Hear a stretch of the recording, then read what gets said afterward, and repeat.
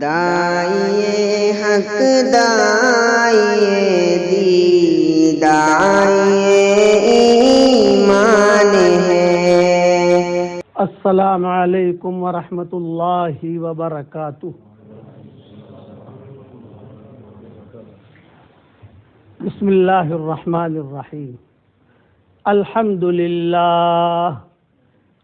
للہ نحمده ونستعینه ونستغفره ونؤمن به ونتوکل علیہ ونعوذ باللہ من شرور انفسنا ومن سیئات اعمالنا ونعوذ باللہ من شرور انفسنا ومن سیئات اعمالنا من يهده الله فلا مضل له ومن يضلله فلا هادي له ونشهد أن لا إله إلا الله وحده لا شريك له ونشهد أن سيدنا ومولانا محمدا عبده ورسوله صلى الله عليه وعلى آله وأصحابه وبارك وسلم تسليما كثيرا كثيرا. أما بعد فأعوذ بالله من الشيطان الرجيم. بسم الله الرحمن الرحيم.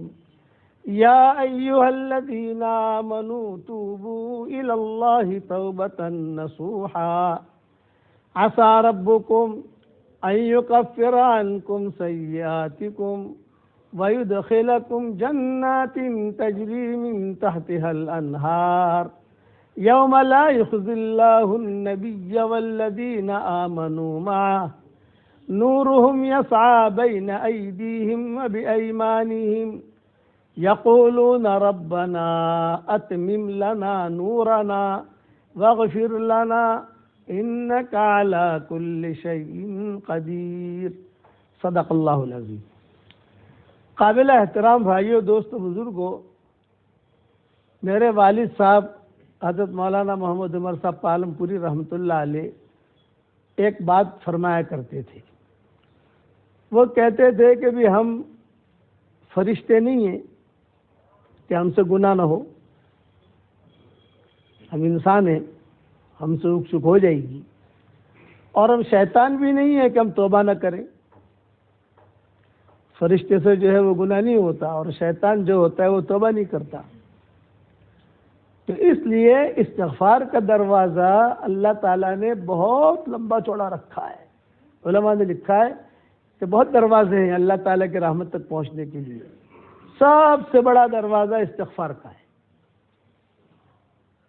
گناہ ہو جائے آدمی توبہ کرے. اسی لیے قرآن شریف میں، حدیثوں میں آتا ہے، قرآن شریف میں بھی ہے، ان الحسنات یذہبن السیئات، کہ نیکیاں برائیوں کو ختم کر دیتی ہیں. میں ایک مثال دیتا ہوں کہ نیکیوں کی مثال اینٹی بائیوٹک کی ہے، اور گناہ کی مثال جراثیم کی ہے، بیماری کی. جراثیم ہوتے ہیں انسان کے بدن میں، تو اینٹی بائیوٹک جب لی جاتی ہے تو جراثیم ختم ہوتے ہیں. اسی طریقے پر جب ہم گناہ کا کام کریں گے، گناہ ہو گیا تو نیکیاں کریں گے. جب گناہ ہو جائے فوراً نیکی کرو، یہ ہماری شریعت میں ہے. خدا نہ جان بوجھ کر گناہ کرنا نہیں ہے، لیکن ہو گیا، جھوٹ بول لیا، غیبت کر لی، آدمی کیا کہے، اے اللہ مجھے معاف کر دے، استغفر اللہ، اللہم صلی علی محمد، لا الہ الا اللہ. اس پر ایک میں بہت پیاری حدیث سناتا ہوں آپ کو.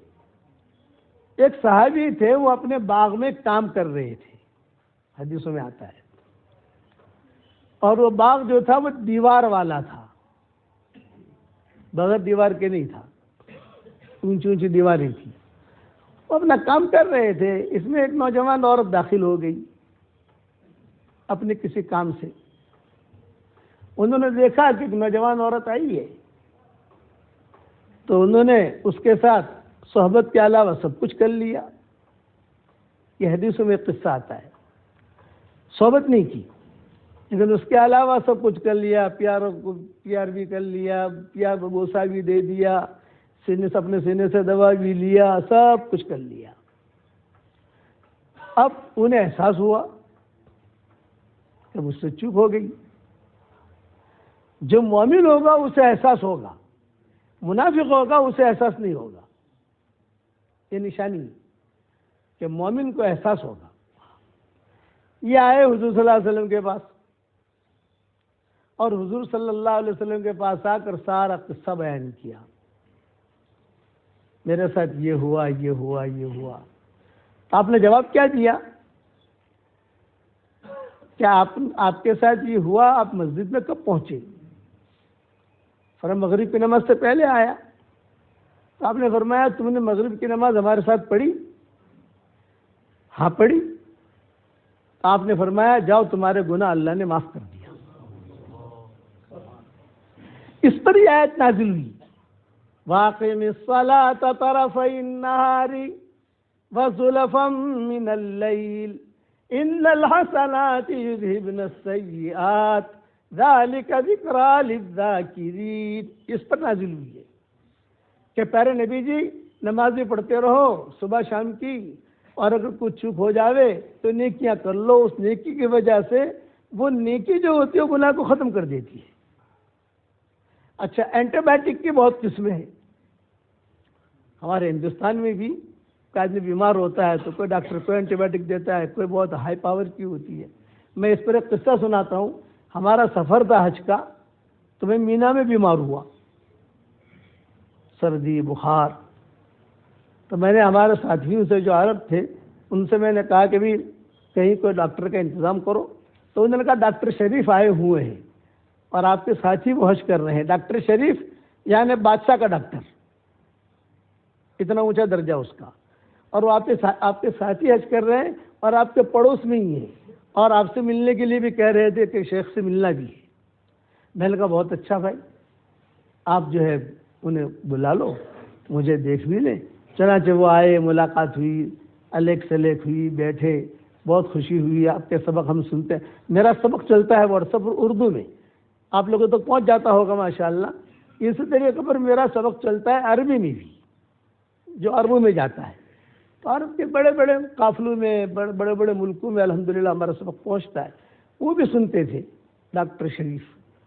تو انہوں نے کہا آپ کا سبق روزانہ عربی میں آتا ہے، الحمدللہ مستفید ہوتے ہیں، اللہ جزائے خیر دے وغیرہ وغیرہ۔ تو میں نے کہا ڈاکٹر صاحب میری طبیعت خراب ہوئی ہے۔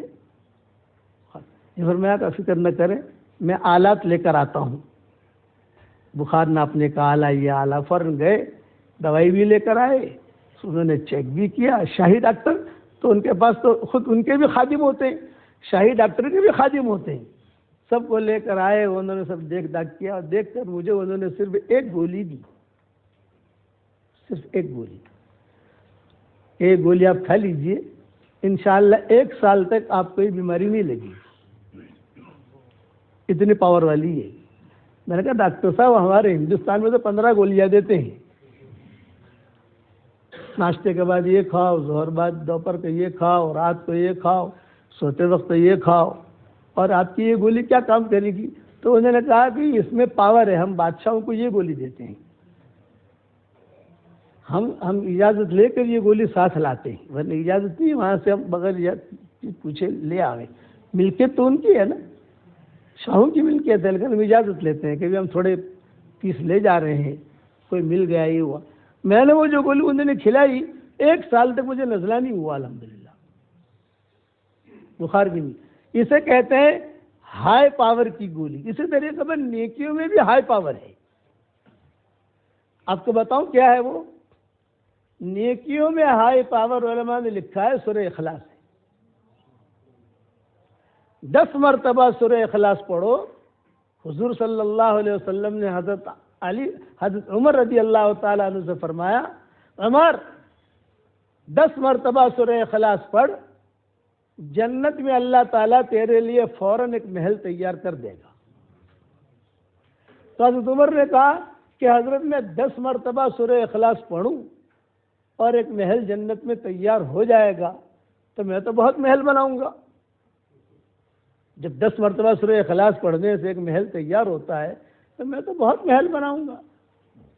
تو حضور صلی اللہ علیہ وسلم نے فرمایا تجھے اختیار ہے، جتنے بنانے بنا، تو بناتے بناتے تھک جائے گا، اللہ دیتے دیتے نہیں تھکے گا۔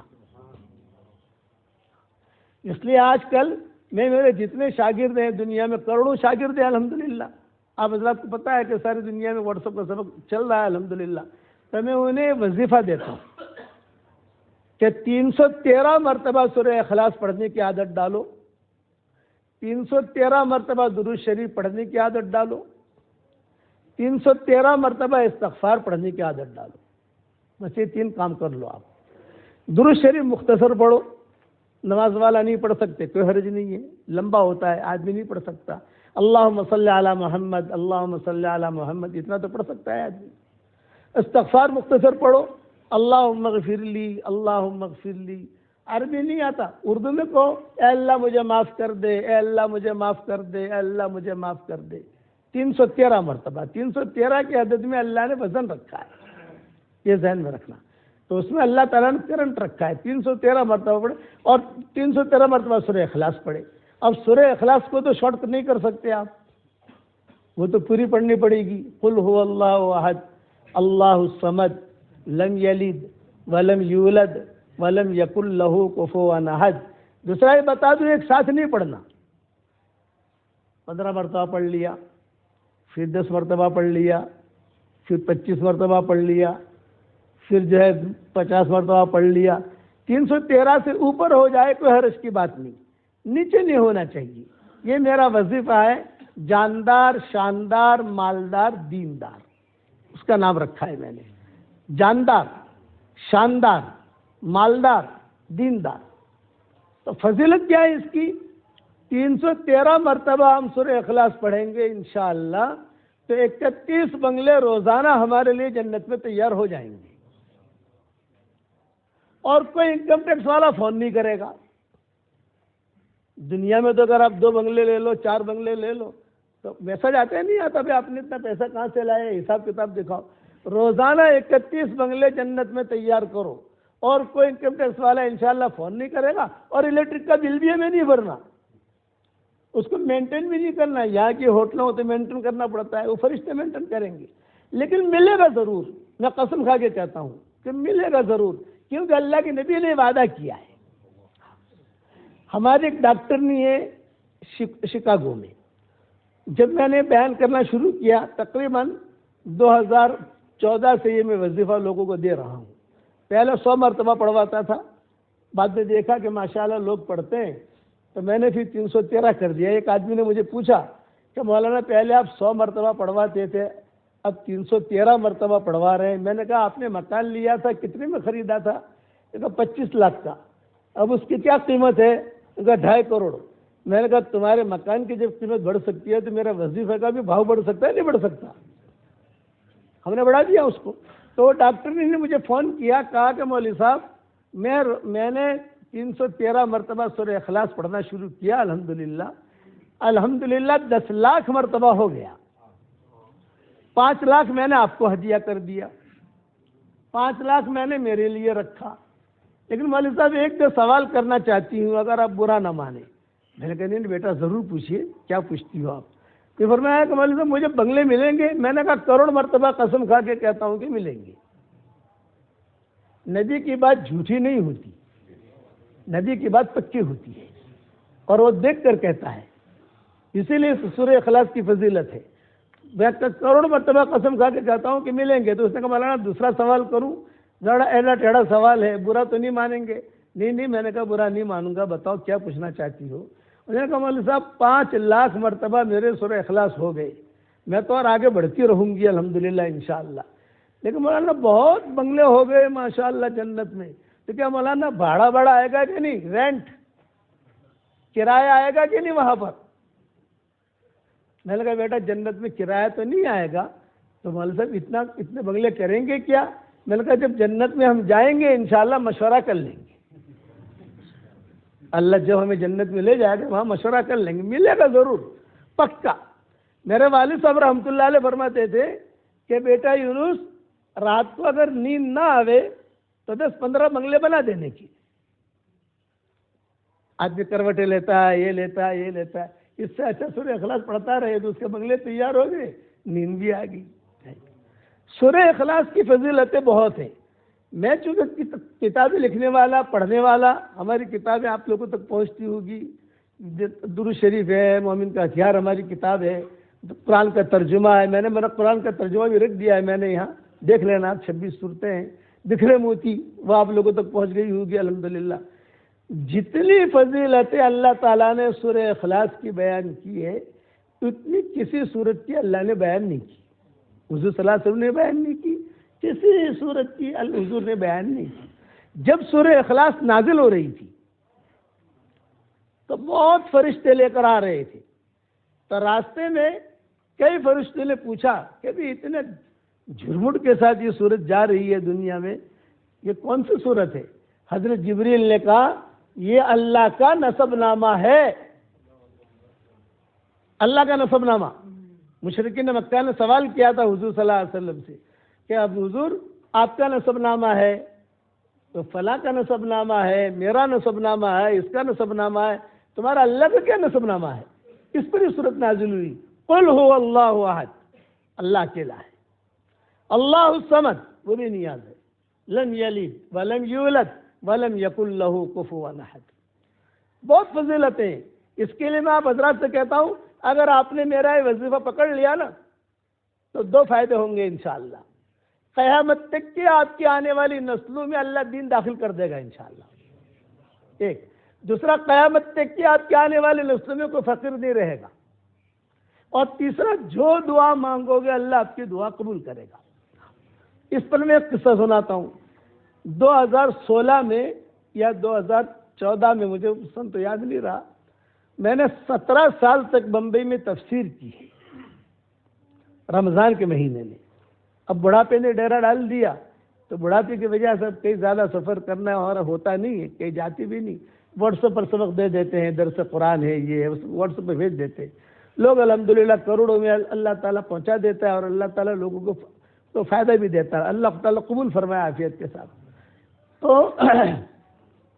وہاں میں نواب مسجد سے باہر نکلا، ایک لڑکی جو ہے بیچاری نقاب اوڑے ہوئے، اس نے کہا ابو جی ابو جی ابو جی۔ میں نے سوچا کون کہہ رہی ہے ابو جی ابو جی؟ کوئی مجھے حضرت جی کہے اس سے مجھے خوشی نہیں ہوتی، کوئی مجھے ابو جی کہے مجھے بہت خوشی ہوتی ہے، تو اس میں پیار ٹپکتا ہے۔ ابو جی ابو جی، میں نے کہا بھی دیکھو، بچوں سے کہا کوئی عورت پکار رہی ہے، دیکھو، بولے یہ کھڑی ہے، آ بیٹا قریب آ، کیا کام ہے تجھے؟ اس نے کہا ابو جی میں بہت پریشان ہوں۔ میں کہا بتاؤ کیا پریشانی ہے؟ میں کہا ابو جی 28 سال کی میری عمر ہو گئی، کوئی رشتہ آتا نہیں ہے، آتا ہے دیکھ کے چلے جاتے ہیں، اور میں بھی الجھن میں ہوں، میرے ماں باپ بھی الجھن میں ہیں، بھائی بہن بھی الجھن میں ہیں، چھوٹی بہنوں کے نکاح ہو گئے، چھوٹے بھائیوں کے نکاح ہو گئے، میں اکیلی رہ گئی۔ میں نے کہا بیٹا میں ایک نسخہ تجھے بتاؤں تو عمل کرے گی اس پر؟ تو میں نے اس کو سورہ اخلاص والا بتایا۔ میں نے کہا بیٹا سورہ اخلاص کا وظیفہ کر، اور تو اللہ تعالیٰ سے اپنا رزق مانگ، تیرا کام اتنا ہے، اور کوئی ٹائم کی پابندی نہیں ہے، جب تیرا جی چاہے کر، 313 مرتبہ جب جی چاہے پڑھ، اور جب جی چاہے تو، اور اللہ تعالیٰ سے تیرا رزق مانگ۔ وہ دیکھ ابو جی میں عمل کروں گے ضرور انشاءاللہ، 313 مرتبہ آپ لوگوں کو بھی دیتا ہوں، کشمیر والوں کو بھی یہی ہدیہ دیتا ہوں، 313 مرتبہ سورہ اخلاص، 313 مرتبہ درود شریف، 313 مرتبہ استغفار، اس کا پکڑ لو۔ چلتے چلتے بھی میرے والد صاحب رحمۃ اللہ علیہ فرماتے تھے، میں بیان کے لیے جب جاتا ہوں مجمع میں تو میں کبھی 5 بنگلے بنا لیتا ہوں، کبھی 6 بنگلے بنا لیتا ہوں، سورہ اخلاص پڑھتے پڑھتے جاتا ہوں تو میرے بنگلے تیار ہو جاتے ہیں۔ اس کے بعد دعائیں بھی اللہ قبول کرتا ہے۔ اب سنو اس بچی کا قصہ۔ وہ بچی جو، اس نے کہا ابو جی میں پابندی کے ساتھ پڑھوں گی انشاءاللہ، وعدہ کرتی ہوں، اور اللہ تعالیٰ سے دعا مانگوں گی۔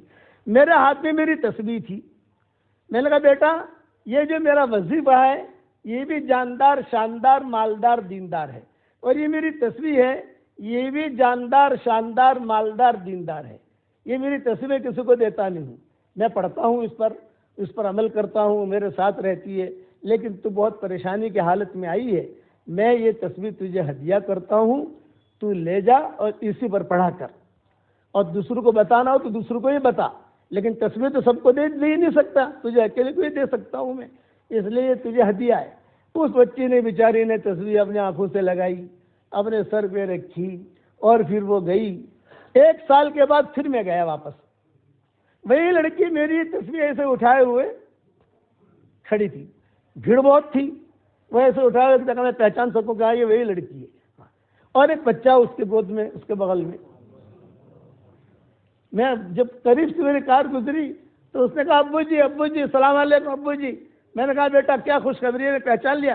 تصویر سے تجھے میں نے پہچانا، ویسے پردے میں تو کوئی پہچانتا نہیں ہے کون سی لڑکی ہے کیا نہیں، جیسے کار سے آدمی پہچان لیتا ہے، موٹر سائیکل سے پہچان لیتا ہے کہ بھی کون آدمی اندر ہے۔ تو بیٹا تصویر سے میں نے تجھے پہچانا، بول بتا کیا خوشخبری ہے؟ بولے الحمدللہ میں نے پڑھنا شروع کیا، کچھ ہی دنوں کے بعد اللہ تعالیٰ نے مجھے بہت اچھا شوہر دیا، اور اللہ نے مجھے بہت مال دیا، اور اللہ تعالیٰ نے بہت مجھ پر احسان کیا، اور اب مجھے خوشخبری سناؤ، اتنا مال، حلال مال دے رہا ہے اللہ، حلال۔ میں نے کہا بیٹا ایک نصیحت کرتا ہوں، اسٹاک مت کرنا، اسٹاک کرے گی تو اسٹاپ ہو جائے گا، خرچ کرتی رہنا، چلتی رہنا۔ اور بولے ابو جی خوشخبری اور سناؤ؟ میں نے کہا سناؤ کہ میرے محلے میں کئی لڑکیاں ہیں، وہ مجھے کہتی ہیں کہ ارے حلیمہ، اس کا نام حلیمہ تھا، کہ ارے حلیمہ تو ابنی اسمارٹ نہیں ہے، تیری شادی کیسے ہو گئی؟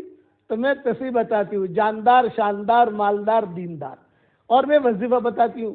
ابو جی کئی لڑکیوں کی شادیاں ہو گئی الحمدللہ، ایک قصہ نہیں ہے، اس قسم کے کئی قصے ہیں۔ اب آپ کے اتنے بڑے مجمع میں سب کو تصویر دے نہیں سکتا، میں ہمارے منظور بھائی کو دیتا ہوں میری تصویر، یہ ہمارے ابھی میزبان ان کے گھر ٹھہرے ہوئے ہیں، اللہ بہت برکت دے۔ اس لیے یہ وظیفہ میرا بھولنا مت آپ، بہت شاندار ہے۔ درود شریف کی فضیلت تو آپ کو معلوم ہے۔ اسی طریقے پر یہ میرے نئے درود آئے ہیں، ایک درود شریف آئے ہیں، میں جو ہے اس کی پی ڈی ایف منظور بھائی کو بھیج دوں گا انشاءاللہ۔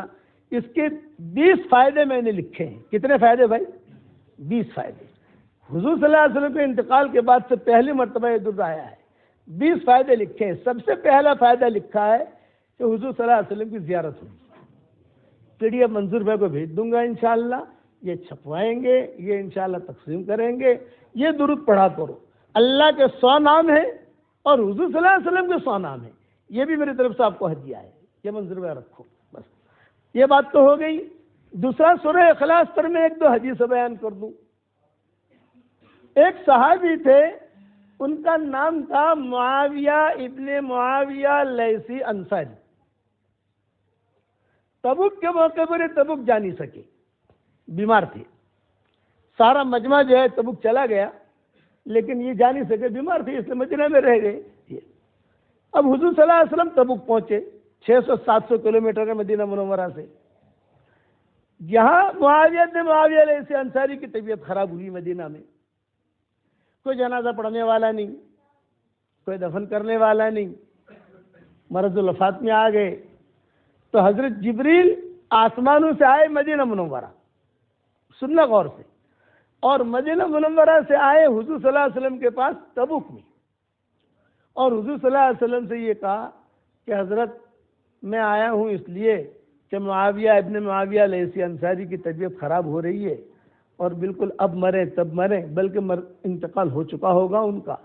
میں صرف اتنا پوچھنے آیا ہوں کہ کیا جنازے کی نماز ہم وہاں پڑھ لیں تبوک میں، یہ مدینہ میں پڑھ لیں، یا ان کی لاش کو یہاں لا لیں؟ آپ نے فرمایا نہیں، ان کی لاش یہاں لاؤ۔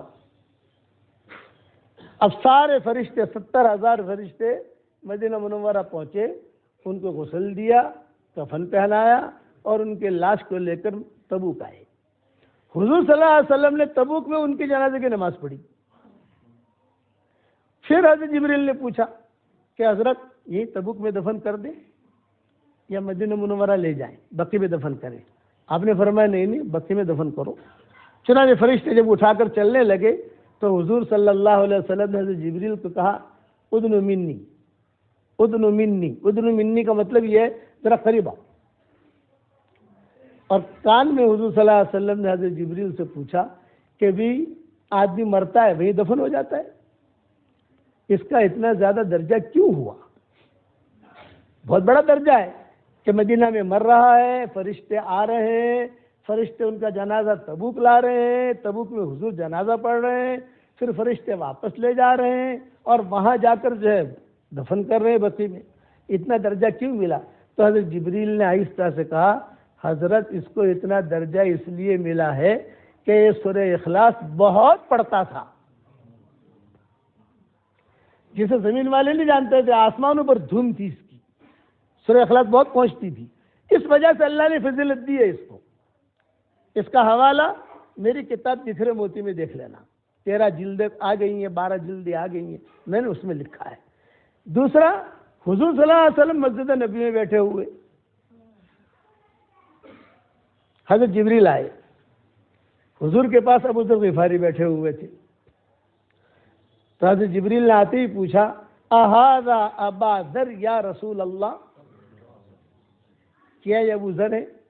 آپ نے فرمایا ہاں یہ ابو ذر ہے، لیکن فرمایا جبریل تم کیسے پہچانتے ہو ان کو؟ تو حضرت جبریل نے کہا حضرت مدینہ والے ان کو نہیں پہچانتے، اس سے زیادہ ہم آسمان والے پہچانتے ہیں۔ پوچھا کیوں، کیا وجہ ہے؟ عنده خصلتین، اس کے اندر 2 اچھی عادتیں ہیں۔ ایک اچھی عادت یہ ہے کہ اس کے اخلاق اچھے ہیں، دوسری اچھی عادت یہ ہے کہ یہ سورہ اخلاص بہت پڑھتا ہے، اس لیے آسمانوں میں دھوم ہے۔ میں چاہتا ہوں کہ آپ لوگوں کو بھی آسمانوں میں دھوم ہو، سورہ اخلاص بہت پڑھو، اس کے بعد دعائیں بہت قبول ہوتی ہے۔ کرو گے انشاءاللہ؟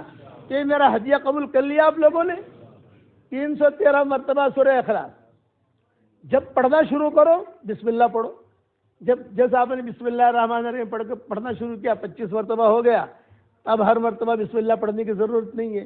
کھانا ہم جب شروع کرتے ہیں تو 1 مرتبہ بسم اللہ پڑھتے ہیں، ہر لقمے پر نہیں پڑھتے۔ اگر ہر لقمے پر بسم اللہ پڑھیں گے تو کھائیں گے کیا، سمجھے؟ اب دوسری مرتبہ شروع کیا بسم اللہ پڑھ لو، تیسری مرتبہ شروع کیا بسم اللہ پڑھ لو۔ 313 کا عدد سونے سے پہلے پورا کرو۔ الحمدللہ ثم الحمدللہ، اللہ کی بہت بڑی تعریف ہے کہ ماشاءاللہ بہت بڑا مجمع ہماری تشکیل کے بعد عربوں کا اور اجمیوں کا، ہندوستان والوں کا اس وظیفے پر عمل کرنا شروع کیا، ان کی حاجتیں بھی پوری ہونے لگی۔ کہا مولانا شادیاں نہیں ہوتی تھی، شادیاں ہو گئی، قرضے تھے قرضے ادا ہو گئے، پریشانیاں تھی پریشانیاں دور ہو گئی۔ تو یہ 313 والا یاد رہے گا بھائی، 313 مرتبہ سورہ اخلاص، 313 مرتبہ درود شریف، 313 مرتبہ استغفار۔ اگر روزانہ آپ کی عادت ہے استغفار پڑھنے کی تو 313 میں آ جائے گا۔ روزانہ آپ کی عادت ہے درود شریف پڑھنے کی، وہ بھی اس میں انکلوڈ ہو جائے گا، الگ سے پڑھنے کی ضرورت نہیں۔ جو 100 مرتبہ روزانہ پڑھتے ہی پڑھتے ہو، 200 مرتبہ اور پڑھ لو، 200 مرتبہ سورہ اخلاص پڑھتے ہی پڑھتے ہو، 113 مرتبہ اور پڑھ لو۔ یہ ہدیہ قبول کر لیا آپ لوگوں نے۔ ایک ہدیہ اور دیتا ہوں، 1977 کا ایک قصہ ہے میرے ساتھ جو ہوا۔ میرا سب سے پہلا حج ہوا ہے 1977 میں۔ میں حرم شریف میں جمعہ کی نماز کے بعد بیٹھا ہوا تھا، اور ایک بڑے میاں بہت خوبصورت، لہیم شہیم اور بہت ہی سفید کپڑے اور کشش تھی ان کے چہرے میں۔ میں نہیں پہچانتا وہ جنات تھا یا فرشتہ تھا یا انسان تھا۔ وہ میرے قریب میں بیٹھے ہوئے نماز پڑھ رہے تھے، 1-2 آدمیوں کو چھوڑ کر۔ میں جب اٹھ کے چلنے لگا تو انہوں نے میرا دامن پکڑا، اے بچے، بچہ ہی تھا اس وقت، اے بچے یہاں، مجھے بٹھایا اور کہا ہے حرم شریف ہے، اور مرزا رحمت کے سامنے تم بھی بیٹھے ہو، میں بھی بیٹھا ہوں، کوئی ہدیہ دو قبول کرو گے؟ میں سمجھا پیسہ دیں گے۔ آدمی یہ سوچتا ہے ہدیہ کا مطلب ان کو ریال نکال کے دیں گے۔ میں نے کہا ہاں، ہمارا 1.5 سال کا سفر تھا، ہم اس وقت 1.5 سال کے سفر میں جا رہے تھے، ہمارا لمبا سفر تھا ہمارا۔ تو انہیں تو کوئی ہدیہ دو قبول کرو گے؟ میں نے کہا ہاں۔ تو انہوں نے کہا آگے آؤ۔ آگے کر کے انہوں نے میرے سر پہ ہاتھ رکھا اور کہا کہ انشاءاللہ اللہ تعالیٰ آپ سے بہت بڑا دن کا کام لے گا، آج آپ کو میں ہدیہ دیتا ہوں، زندگی بھر کا معمول بنا لو اس کو۔ میں نے کہا چچا بہت اچھا۔ یہ فرمایا جمعہ کی نماز کے بعد، چونکہ آج جمعہ کا دن ہے نا اس لیے بتا رہا ہوں، جمعہ کی نماز کے بعد، سنتوں کے بعد، نفلوں کے بعد 7 مرتبہ سورہ اخلاص پڑھ لو، 7 مرتبہ سورہ فلق پڑھ لو، 7 مرتبہ سورہ ناس پڑھ لو، تو اگلی جمعہ تک اللہ تعالیٰ آپ کی ہر شر سے، برائی سے، ایکسیڈنٹ سے، غلط بیماری سے، خراب خبر سے، اللہ تعالیٰ آپ کی حفاظت کرے گا. بس یہ میرا ہدیہ ہے. مجھ سے میرا نام مت پوچھو، میں کون ہوں یہ مت پوچھو. اللہ تعالیٰ آپ سے بہت بڑا کام لے گا. ہم تو بچے تھے، پتہ نہیں کیا اللہ کام لے گا. ہمارے پاس اتنی صلاحیت بھی نہیں، استعداد بھی نہیں، لیکن بس اللہ کا نظام ہے. واللہ غالب علی امرہ ولکن اکثر الناس لا یعلمون. اللہ اپنے معاملے پر غالب ہے.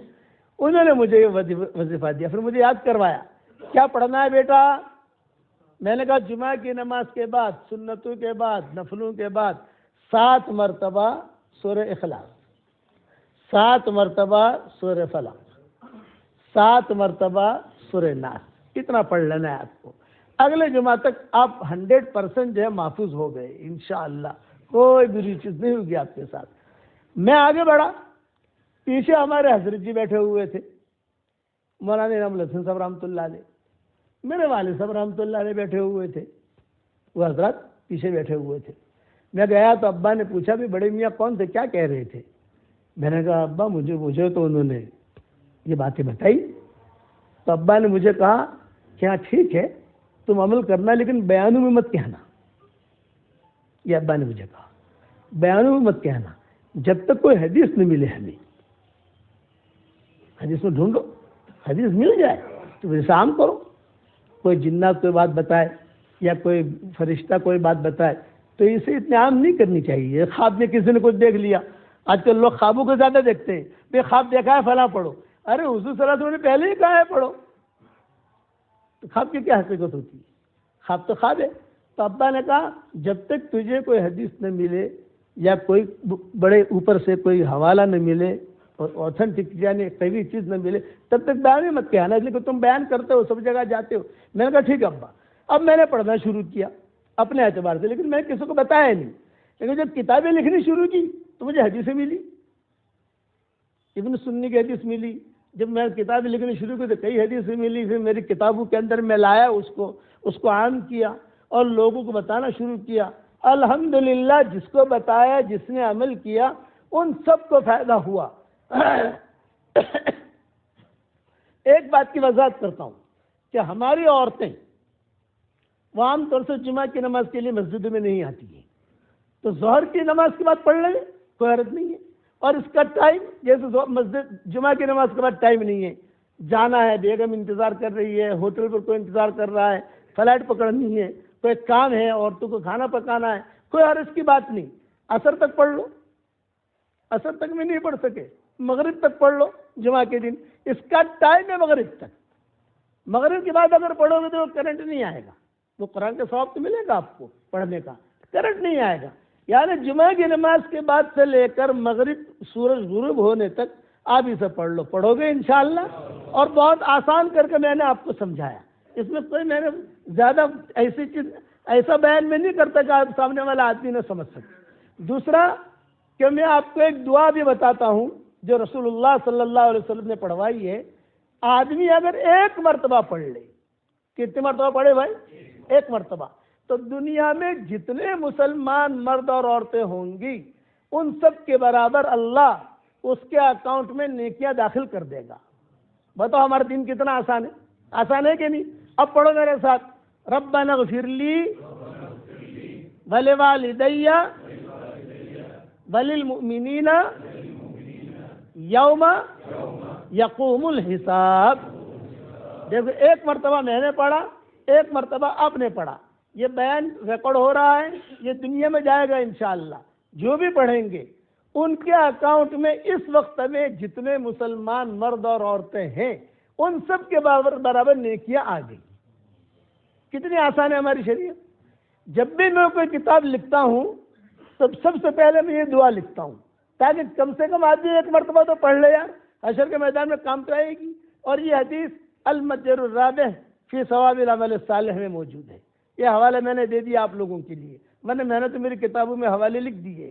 اور مجھے 7 مرتبہ سورہ اخلاص، 7 مرتبہ سورہ فلق، 7 مرتبہ سورہ ناس یہ ابن سنی نے نقل کیا ہے. یہ حوالہ میں نے دے دیا آپ کو. ویسے میری کتابوں میں تفصیل سے کئی حوالے موجود ہیں. کرو گے انشاءاللہ بھائی؟ اچھا، ہم گنہگار ہیں تو گناہ معاف کرانے کا بھی نبی نسخہ. ایک صحابی آئے حضور صلی اللہ علیہ وسلم کے پاس اور یہ فرمایا کہ وا ذنوبا وا ذنوبا وا ذنوبا ہائے میرے گناہ. بڑے میاں تھے, بوڑھے تھے, ہاتھ میں لاٹھی تھی ان کے, اور حضور کو کہنے لگے وا ذنوبا, ہائے میرے گناہ, ہائے میرے گناہ. آپ نے فرمایا یہاں تو آؤ, کیا گناہ کیا تم نے؟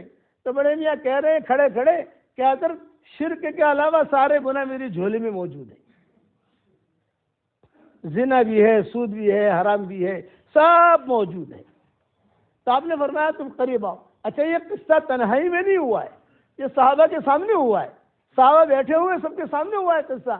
وا ذنوبا.